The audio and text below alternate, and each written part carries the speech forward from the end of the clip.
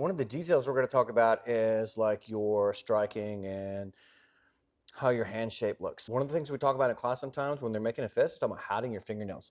So that means that, like, you probably have your hand like this. It's more common on blocks, especially for the younger kids. I want to roll my fingers down once and then twice, and then thumb goes on top. That's going to kind of lock everything down in position. Now, when I rotate this, I want to have a straight line on my wrist. So the back of my wrist is always going to be straight. It's not going to be like this common on the high blocks or this sometimes on the low block. Always going to be straight. There's one exception in the black belt section. We're doing the downward palm heel block, but that's a long way away. Next up for a knife hand. So my fingers straight and tight. So I don't want them loose or floppy. I want them straight and tight, and my thumb's going to go here. So it's going to be flat. Still want to have a straight wrist. When I started, it's going to be up and down like this. We talk about like sawing in the top of your shoulder and then goes out. So it's going to have a wrist twist the end.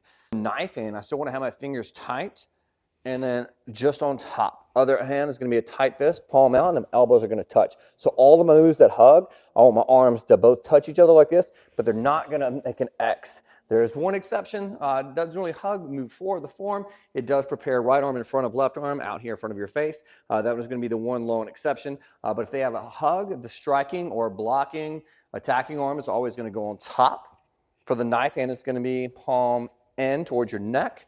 Other hand is going to be palm out. That way at the end, it can have that twist or rotation. If it starts flat, which is a common problem, it can't have that rotation at all because it's just, there's nowhere to rotate because it's already finished. Palm in to palm down, but at the last second, that's where the wrist twist happens. The same wrist twist is going to be on our punches. So the punches are going to start here. Thinking about both hands stopping at the same time.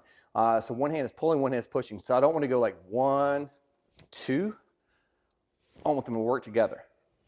Now, easy way to practice that twist is just go almost to the end position and then just work this, boom. Just work wrist twist, wrist twist. So especially on that brown belt section, when you got the twin punch, it's not like way out here. Think about punching one person.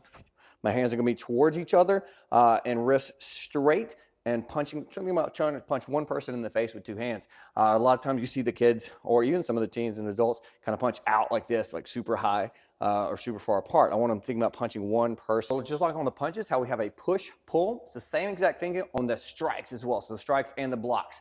So let's say the outer form block in the white and yellow belt section. So I don't want to go block and then to my side. I want them to both work together and it has to come across. So it also has to pass my face. So the block has to go in front of your face like this.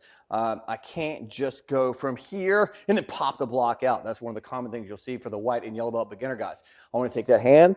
So after my knife hand, my head turns, I hug it on top and then block. Obviously, I would be in a base stance if I was working on the form. But right now, we're thinking about the details of the preparations or the hugs. Both hands want to stop at the same time. So all my moves in the form, boom, one hand stops at the same time as the other hand. I'm not going to go 1, 2 or 1, 2. No one ever stops the backhand first, but sometimes people do get the front hand out there first. So I want both hands to stop, and also they both twist at the same time. Some also hands are kind of relaxed. They're closed, but they're not cinched up super tight. That's going to make them a little bit faster. So it is a fist, but it's not like just clenched up super tight. At the impact, I am tightening everything up and twisting everything. A couple things on the high block. So it's going to be one of your most basic blocks. My hand has to come in front of my face, kind of like we talked about for the outer form block.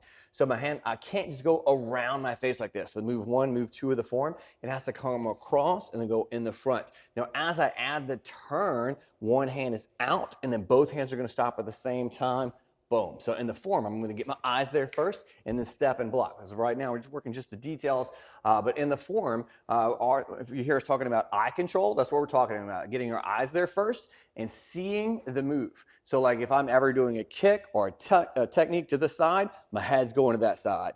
When we're punching, we're thinking about punching with these top 2 knuckles. So not all of these, not all of these, just these 2. Now the reason for that is they line up really, really good with your forearm. That's going to be your strongest one. So again, from the front, I don't want it angled up. This one hurts really bad if you're hitting something really hard.